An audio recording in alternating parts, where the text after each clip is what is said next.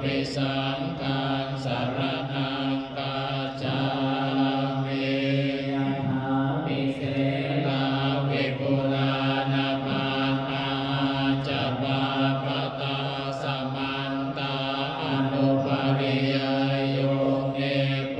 เทนตาจตุติสาเอวังสราจมาจุจาติวาตันติปานิโนอาติเยพระมเนเวเสสุเตจันตาลปุตุเส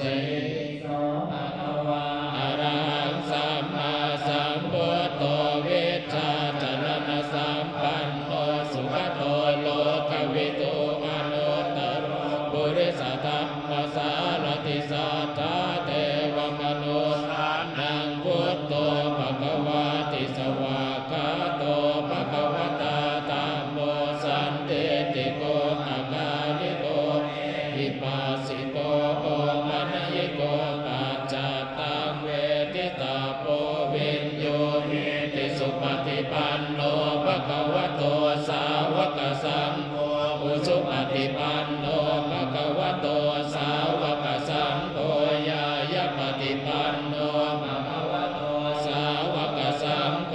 สามีจิปฏิปันโนภควโตสาวกสังโฆยะติตังจัตตาริปุริสยุคานิอัตตปุริสบุคลาเอสะภควโตสาวกสังโฆอาหุเนยโยปาหุเนยโยตากิเนยโยอัญจลิกรณิโยอนุตตรังปุญญาเกตังโลกัสสตินาโตหิตายะสัพพปานินังปุเรนตวาปารมิสัพพะปัตโตสัมโพธิมุตตมังเอเตนะสัจจวัตเยนะโหตุเตชยมังคลังชยันโตโพธิยามูเลสักยา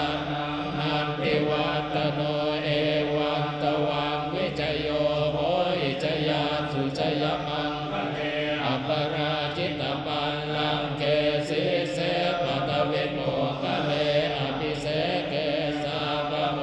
ทานังอาคาปโตปโมทติสุนาคาตังสุมังคลังสุปปาตังสุนิรังสุขโตสุโมโตจะสุเยตังพระมจาริสุปทากินังกายกรรมังวาจากรรมังปทากินังปทากินังมโนกรรมังปณิเตเตปทากินาปทากินาริกาโต